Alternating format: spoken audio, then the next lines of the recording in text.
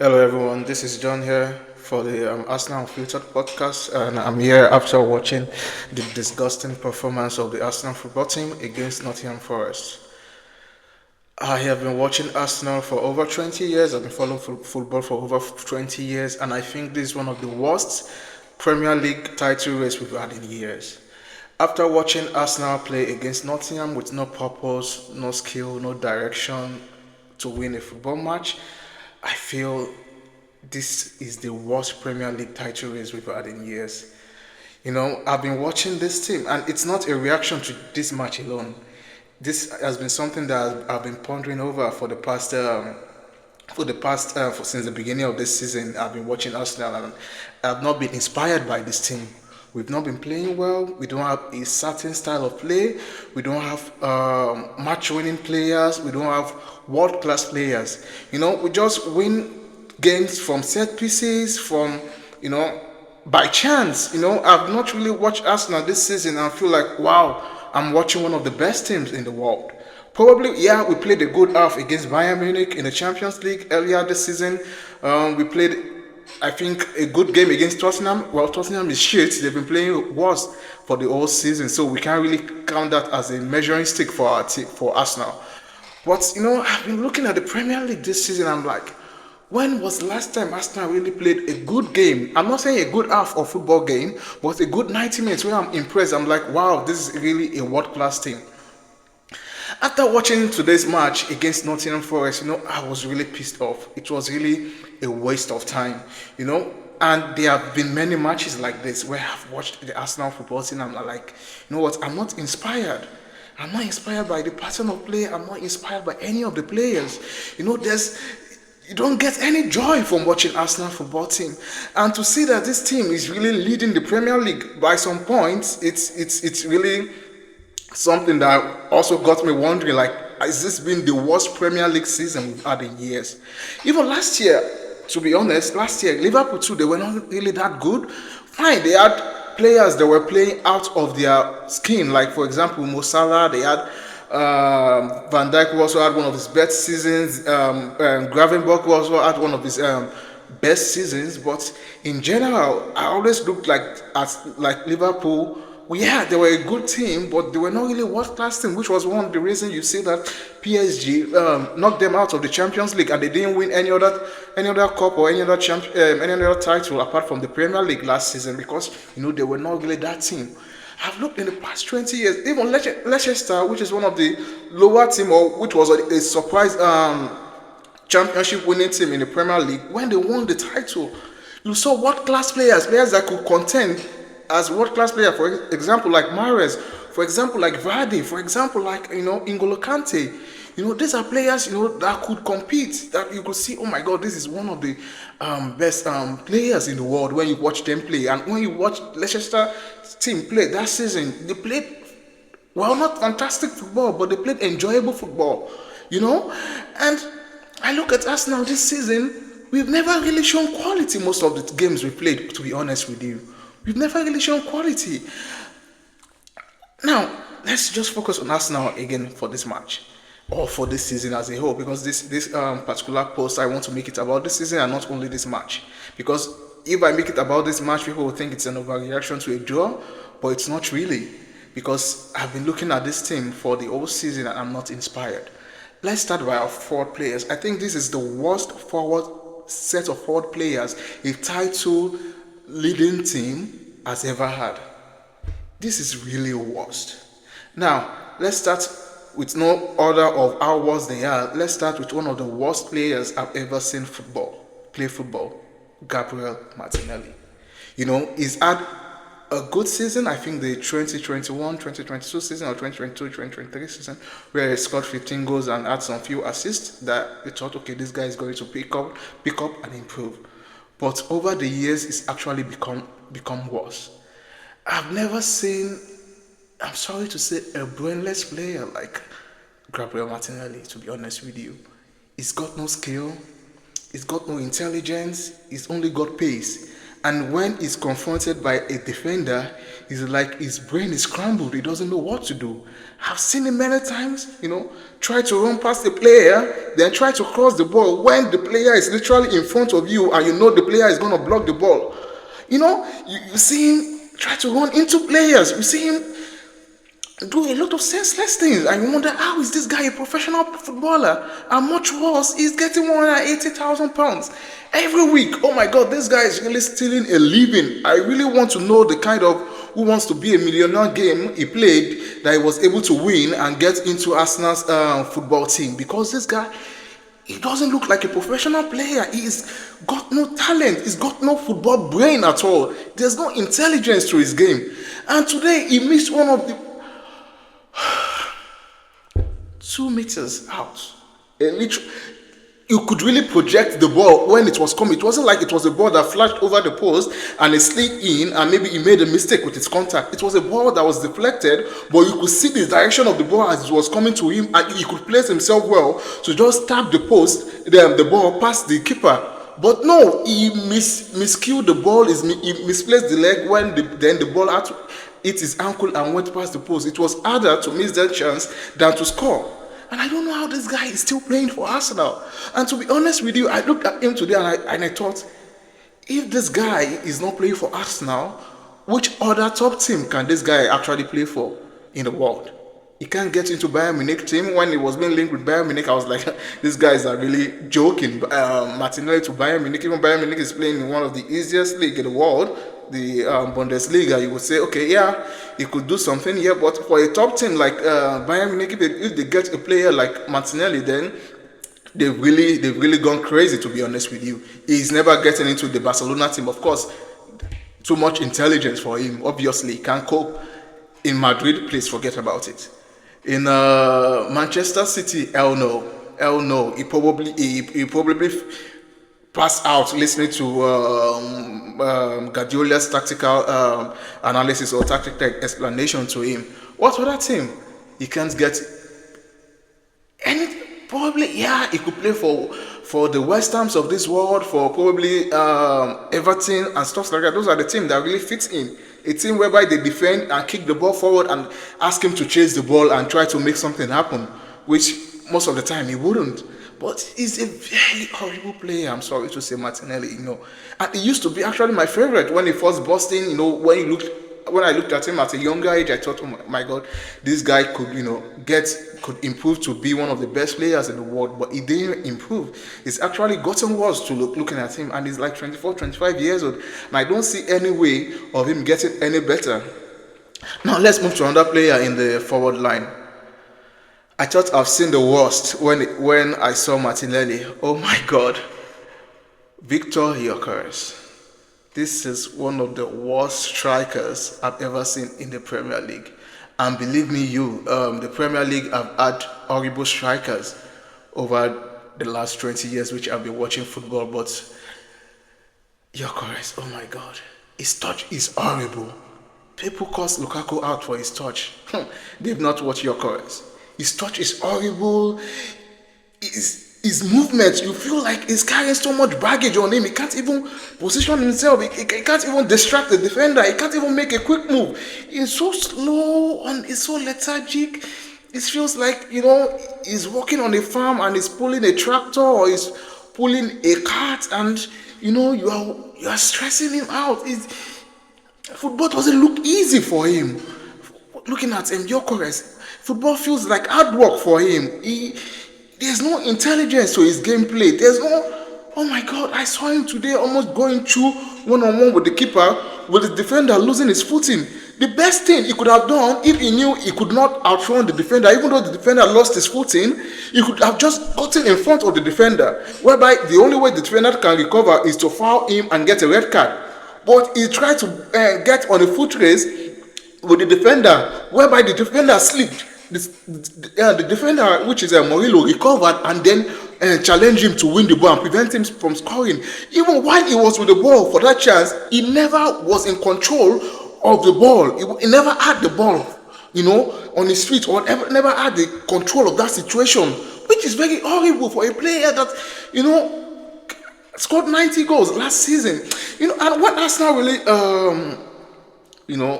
bid for him or try to purchase him, I really thought it was not a good fit for Arsenal, because I watched him against Arsenal last year, against Arsenal versus Sporting Lisbon in the Champions League. It was not impressive to me. He won a foot race against Saliba in the match, where then people started praising him and stuff like that. But I thought, yeah, he won a foot race. Then that's not really football. Then I watched him against Man City, which people used to praise him, and I saw he was playing against he scored 2 penalties. Then he outmuscled one of Man City's youth defender, a 19-year-old or 18-year-old, and people thought, oh, this guy is wonderful. I never thought so, looking at him, at his game. And since he's joined Arsenal, his ball control is bad, his touch is bad, he's got no skills, he can't beat a defender one-on-one, he's not a good header of the ball, his position is horrible, and then I'm like, what is he good at? Even physically, I've never seen him outmuscle a defender. He's always wrestling with a defender, always coming out losing in the wrestling match. And I'm like, oh my God, this guy is horrible. Done with that, then let's go to Nottingham Forest. The less said about him, the less, less angry I can get about a player like Madueke. Because I knew even from the point when Arsenal went for him, I've seen him play a few times from Chelsea, and I knew this guy is not the one. This guy is not the one to challenge Bukayo Saka, which we'll be coming to later in this particular post. Madueke is a good dribbler of the ball. But what's the purpose of when you beat a player and the next thing you do is nonsense? He can't cross the ball. Yeah, he made an intelligent pass today to Zubimendi, which I thought Zubimendi should have shot directly at the goal instead of trying to cross the ball. But then Madueke, I don't know, he's a very frustrating player, and this is not a player that can win you a championship. He's not a player that can win you a championship. I thought, okay, he came in to be a backup player to Saka, but if Saka was not having his worst season in years, I probably wouldn't have minded or complained about Madueke's game. But looking at him, he's not going to get us anywhere except he needs to improve. Except he improves with his finishing, with his end product, with intelligent plays. It's not only about shimmying and try to beat a defender. You have to beat a defender and do something with the ball. It's just like Madueke and what's his name again? Martinelli. They are like two sides of a pod. One can beat a defender but does not have good finishing. The other cannot beat a defender, but sometimes is good at finishing. I mean, when Martinelli goes one-on-one with a keeper, I trust him to score most of the time. But if a player like Madueke goes one-on-one with a keeper, I'm not certain he could score. His finishing is poor, his crosses are poor, his decision-making most times are poor, and you see him sometimes just walk around the field like he's Lamine Yamal. Like, oh yeah, just give me the ball and I will make magic happen. But he doesn't. You have to work hard. You have to do better, Madueke, to be honest with you. Because I am one of your doubters, and I will say that honestly, I am one of your doubters. I don't think you've got it in you to be a top player to win Arsenal Championship. Honestly, I thought a move to Newcastle would have been better for him than coming to Arsenal, to be honest with you. When I saw him being linked with Arsenal, I thought, bro, your skill level is not going to meet the expectation of what Arsenal fans are looking for right now. We need a player that can finish. We need a player that has end product. And we need a player that can move Saka out of the way. Because now let's come to Saka. Saka came in the second half, and it was absolutely terrible. Not only for this match, for the whole season, he's been absolutely terrible. He's been absolutely terrible. Like, to be honest with you, maybe after the days of the Robins of this world, when Messi moved from the wing to a more central position, and when we stop having players like Quaresma, when we stop having Ribery's, when we stop having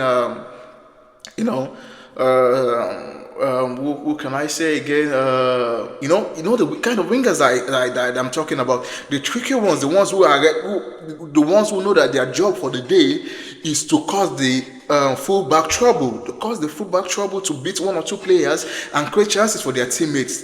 That was the time I knew That was the time I knew those are the jobs of wingers. Until then, we had the Cristiano Ronaldos of this world and the Messis of this world, who and Mo Salah, who see their job of more or less like trying to get in goal scoring positions. Then when Saka came on the scene and became a player like that is always trying to get himself in goal scoring position more than trying to beat a defender and create chances for his teammates, for his striker, then I was okay with his game. Like, okay, he's scoring goals, he's creating assists, which, to be honest with you, most of his assists are corners. You don't see him create a lot of chances from open play, to be honest with you, Saka. Then I note when a player like Lamine Yamal came onto the scene, then I realized, oh my God, I've been seeing a lot of rubbish from Bukayo Saka from the past 2-3 years, and I've been thinking, okay, this is a good footballer. Saka is poor, to be honest with you. I can't pay money to go and watch Saka play football. He's a player with only 2 skills. And if that doesn't work out, he's done for the day. If he can't outstrength a defender, or if he can't ping a ball to a cross to the far post, he can't do anything else for the entire game. If you can't outmuscle a defender or cross the ball, he's done for the game. There's nothing else he can play. Skill level, he's only got 2 skills in his locker. And for a player that is getting 300,000 pounds in a week, that's too small. That's too poor, to be honest with you. That's too poor. I watched him today. He never had the beating of the defender. Even though he came in for 5 minutes, he never had the beating of the defender. It makes football looks difficult to play. It makes football look like rocket science. I see a player like Lamine Yamal with ease beat defenders with ease. There are different skills in his lockers. There are different ways he could assist his teammates. There are different ways he could pass the ball. There are different ways he could beat defenders.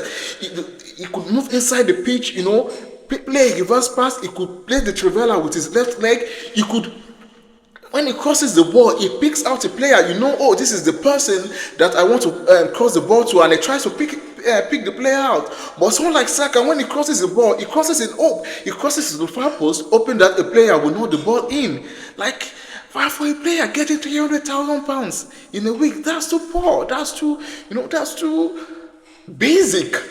He's a very basic player. I look at him, I'm like, whoa, there's nothing special about your game, To be starting for Arsenal every week, to be receiving 300,000 pounds every week, that's too basic of a player. I don't know. I don't know. I think probably he's not the one to blame. Probably the way football has gone these days. But then we don't say the way football has gone these days, because we see players like Lamine Yamal doing better. We see players like Rafinha doing better. We see players like Vinny Jr. We see players like Mbappe, and they are intelligent in their play. They are purposeful with every touch, every move they make. You see, Saka, every time you're a winger, you get the ball, you are facing your defender instead of facing, the fullback. You are trying to attack, trying to beat him. No, you are facing your defender. You get the ball, then you pass the ball back. Then you get the ball, you pass the ball back. You're always looking backwards, not looking forward in your game. That's very poor for a top player, because he's one of the top 3 players, like senior players in the Arsenal team, and I expect much from him. He's being paid the most in the Arsenal team, and I expect much more from him. He's very poor. I look at him, I'm not entertained. I'm bored watching him play, to be honest with you, and to be playing. I'm bored watching him play. It's so basic, to be honest. That's that for that. And have I talked about the farmer Gyökeres? Yes, I think I spoke about him also earlier. That is a very worst horrible player, the guy named Gyökeres. I've never seen. Like, look at him and I laugh. Like, how did this guy make it to this level? And you can. At 27, he's only playing top flight football at 27. Looking at the past record of strikers that have come from the Portuguese league to the Premier League, looking at their records and what they've done over the years, I won't regard that league as a top flight league for strikers. Because looking at Gyökeres, I look at him, I'm like, I'm not sure. This guy is only good enough for the Championship level, not even for the Premier League level. I look at every striker in the Premier League. He's not as good as Crystal Palace striker. His name skipped my head right now. He's not as good as the Brentford striker I got, Thiago. He's not as good as even I rate Walter more than him in Newcastle. I think Welbeck is obviously better than him. I think Sesko maybe. I mean, Sesko is younger. We've not seen much from him, but I would pick Sesko over Gyökeres because Gyökeres is 27 going 28. Sesko is probably 23. He has more room for improvement, but I don't see much improvements in Gyökeres game. I think I've spoken about Gyökeres enough. Then let's just go to our captain weakness, the ghost of all, Ødegaard. You know, most times I used to think this guy has been over criticized because, again, to be honest with you, sometimes I enjoy watching Ødegaard play because sometimes I look at him when he has the ball at his feet. I always feel he has the ability to do something. He has the ability to create a chance. He has the ability sometimes to beat a player and create chance for his teammates. But most of the time, he's not doing that. Most of the time, he's being bullied off the ball, and he's our captain. And to watch your captain being bullied every match is disappointing, to be honest with you. It's disappointing. And I'm going to speak about Ødegaard even in the context of the whole team, of the whole midfield of the Arsenal Football Club, where we have Ødegaard, we have Rice, we have Zubimendi. Now, the problem with I think about Ødegaard, especially in this season, especially because to be honest, I think this is one of the worst midfield we've had in years. This midfield is not as good as the one we had last season, especially with Partey in it. I look at the midfield of Ødegaard, Zubimendi, and Rice. None of Zubimendi and Rice can receive a ball from the keeper, that is, can receive a ball on the half turn, then try to create an attack, which is one of the things that is holding this Arsenal team back. This is something that Partey used to do easily, whereby when we play out from the back, you get the ball to Saliba, to Raya, to Gabriel. At the end of the day, it is Partey who gets the ball from the defender or from the keeper and starts our attack. But now, this is something Zubimendi, when he joined, struggled with. Because we've seen him a lot of time lose the ball, a lot of time being bullied over the ball, being bullied out of the ball, or a lot of time making the wrong pass, that is Zubimendi. So I've noticed Ødegaard is now doing more of this, like receiving the ball from the keeper and then trying to start the attack. But the problem is that when Ødegaard does that, he loses energy, number one, trying to also join the attack, number one, and number two is then also missing in the attack, that's in the 10, to give the final pass to finish the move. So he's receiving the ball from the keeper, then he's not able to also finish moves, attack moves. So the problem is we always wait for Ødegaard after receiving the ball, maybe passing it to other players in the fourth position. We always wait for him to get back to the midfield, to get back in the attacking position for us to create chances. And this speaks also to the weakness of Zubimendi.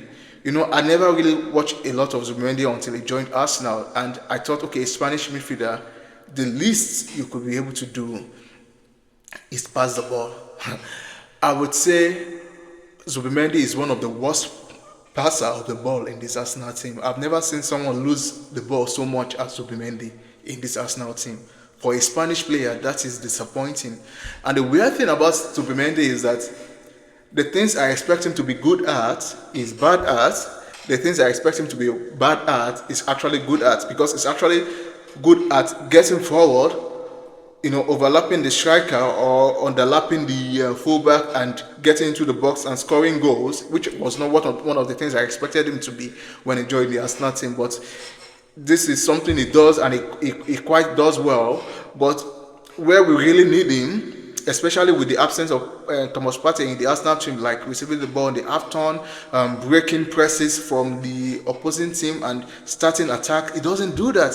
So it is left to Ødegaard to do that. And then when Ødegaard does that, the team lacks a 10 to create chances. The team lacks someone else to be behind the striker and, you know, do follow-up finishes or do breaking into the our opponent's box 18 and try to score goals, because Ødegaard is back there trying to start the attack, which is really detrimental to the way we start our attack and the way we finish our attack. So it also speaks a lot about the weaknesses and the lack of quality of the squad as a whole. Because then we move to the third player in our midfield, which is in our starting midfield, which is Rice. Here, Rice is a workhorse. Is a typical English workhorse. No skill, no talent, not a good passer of the ball. But what makes him stand out is that most of the game, 80% of the games in the season, you see Declan Rice giving you 150% of work rate, 150% of dedication, 150% of hard work, which is something that makes him stand out in the Arsenal team, which is something that makes people talk a lot about him and thinking he has quality. He doesn't have quality on the ball, to be honest with you. Declan Rice is good. He's an English player. When you look at him, you see this is a typical English player. He knows how to cross the ball. He knows his crossing is not dynamic. He knows how to cross the ball to a position that causes trouble, and that he does in every match. But when you ask him to move away from that kind of pattern, it becomes difficult for him. That's why you see him.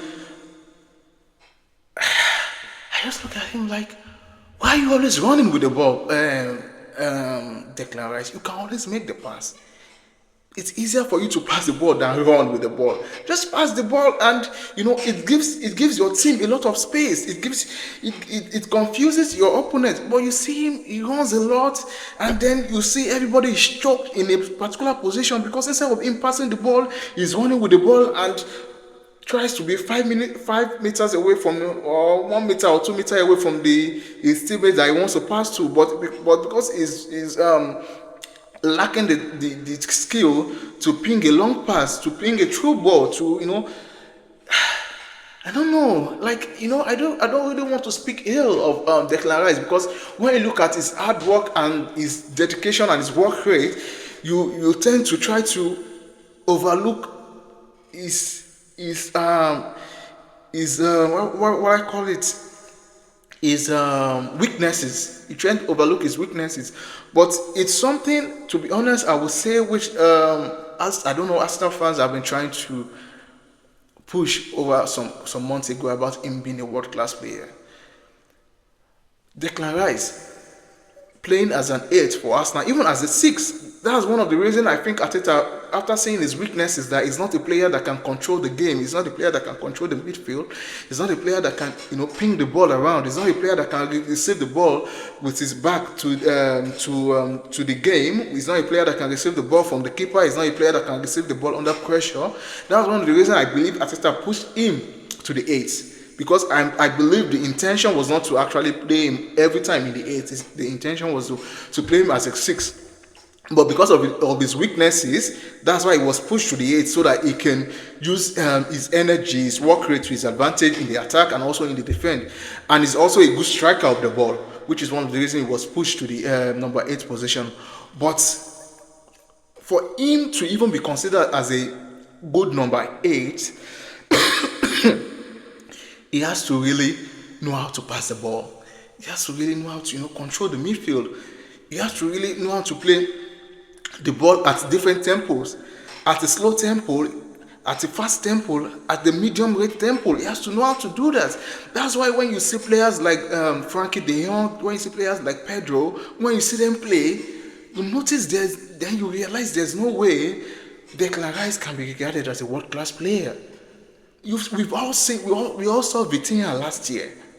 We all saw how he could play at different tempo. When the game is slow, he can slow down the game. When the game is fast, he can play fast with the game. But Declan Rice, the thing about him is that when the game is slow, then you start seeing his weaknesses, because then he can't make those cute passes. Those very nice short passes that you can just break a defense with it. He can't do that. But when the game is fast and you have to run at the counter attack and you have to attack the box and do all those stuffs and maybe defend in your box fast and quick and with energy, he can do that. But when the game is slow, at the very slow pace, which is what Arsenal does in most of the game, then you see that this is not his game. He struggles with that.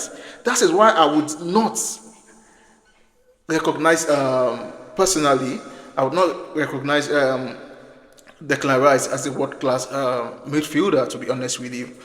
And again, for our defense, out of the old structure, the old first team of the Arsenal Football Club, I could regard our defense as almost world class. I personally think Saliba is a world class defender. As a defender, he does his job very well. He does everything that is required of a defender. Gabriel also does everything that is required as a defender and even does more in our attack. And Timber, again, in this game against Nottingham Forest, was not comfortable playing from the left. I think, I think Timber is a world-class defender, but he's not a world-class fullback. Because I see him struggle. I see him struggle with the ball some of the time. His crosses are not good. He makes the wrong passes sometimes. But as a defender, I'm always assured for Timber to do his job most of the time against any winger he's playing against. White was neither here or there in this match, so I won't really say much about him. But the whole team, they were poor, to be honest with you. You know, Moreno, or whatever his name is, came on, was neither here or there. Jesus also came on, was neither here or there, and the coach, normally I would blame the coach. Again, what I would blame about the manager, Mikel Arteta, is that he's built a very poor what I say, because again, when I look at Arsenal play and I feel like this is a poor team, but then you look at the league, they are on top of the league, so you are not I'm not justified in a way to call the team a poor team when they are top of the league. But when I see them play, I'm like, this is poor. There's nothing special about this team. Our pattern of play is not good. The only good part about this team is that our defense is strong and we are good at set pieces. Other than that, I don't see anything special about the Arsenal team. But again, it's not a reflection of only the team, Arsenal team as a whole. I think it's a reflection of the whole league. Because I watched the game, the Man City game against Manchester United again also this season, I thought they were poor. For a team that is challenging for the league against Manchester United with a new coach, with a new manager, and below them in the league, I think almost 7 points or so. Manchester United outplayed them, and there were a lot of weaknesses in the Manchester City team, and I thought, maybe it's not that. I just think maybe the fact is that the league is just poor, to be honest with you. I mean, I didn't watch the Liverpool game, but I saw the drill with Burnley. Watching Arsenal this whole season, there's no time. Watching champions over the years, the Man Cities, the Liverpool of these years, you have this certainty that this team that won the league or this team leading the league, they are the best team in the league. They are the best team in almost every department, in the attacking position, in the midfield, in the defense. They are capable. They are the best. When Manchester City were top of the league or were ruling, you felt they are unbeatable. You felt, oh my God, this is the best team in the league. But I watch Arsenal. Sometimes I'm like, if only this team, if only Crystal Palace could defend better in set pieces, probably the match against them when we withdrew 2-1 could have been a draw. Because I watched when Arsenal played against Crystal Palace, there was not much difference between the two teams. I watched us against Nottingham Forest today. There was not much difference. There was for it. Nottingham Forest is 17th in the league, and there's no difference of you don't look at that match and see, oh, this is the team number 1 on the league. This is the team 17th on the league, and see the quality difference between both teams. You can swap both positions, make Arsenal the 17th position team in the league, and make Nottingham Forest the top of the league, and nobody would argue with you. Watching at that match today, there was a lack of quality from Arsenal as a team, topping the league, which is really poor, which is something we need to improve on, and which is something we as fans need to demand. Because, I watched this game from my home, from the comfort of my home, and I regretted wasting 2 hours watching that match, to be honest with you. And I take a lot of pity for those who have to travel to watch that kind of horrible lack of quality game. It was a very poor game, to be honest with you. And I hope this Arsenal team really improves. Because, they might They might continue playing like this and win the league, but they will be forgettable champions. To be honest with you, they will be champions. Like, okay, yeah, Arsenal won the league that year. Nothing special about them. We still talk about the 100 points Man City team. We still talk about the quadruple Man City team. We still talk about the Manchester United of Rooney, Tevez, Ronaldo. We still talk about the Arsenal invisible team. It's not only about them winning the league, but it was about a team that had a lot of quality players. They were a team that had a lot of world-class players. Even Leicester, when they won the league, they were a surprise league winning team, but they had a lot of world-class players who also that also went on to do a lot of things in their careers. For Mahrez, Vardy, and Kante that I mentioned earlier, But this Arsenal team, they are not showing quality. They are not showing any world-class, potential, any world-class. When I say potential or anything world class about them, to be honest, to the tactics from the manager, to the play of the players, nothing world class about them. Yeah, the defense and maybe set piece are world class about them. But to be honest with you, they need to improve if they do not want to be forgettable champions. And that's what I challenge this team to do. They need to improve on their game, or else, yeah, they might win the league, but they might not win anything else apart from the league. That's just my opinion after watching this frustrating game against Leicester City. See you in the next podcast or the next post where I give you the match against Inter Milan in the Champions League. Hopefully it won't be boring. I suspect it might be boring because again we are drying out in the Champions League and we are top of the league of the Champions League, and probably after that we will rotate a lot and bring in again poor players, whereby we'll be bored to death watching that match. But yeah, thank you guys for watching. Comment and also subscribe to the channel. This is a new channel for Arsenal where I try to speak my unfiltered opinion about the team, about everything regarding Arsenal. But please do watch the video in fully. Whatever you agree with me on, you can comment, and whatever you disagree with me on, I'm always open to conversations with everybody and anybody. I'll be there in the comment section to see your opinion about the post and also about the Arsenal team as a whole, in the season as a whole, and also in this match against Nottingham Forest. Thank you very much.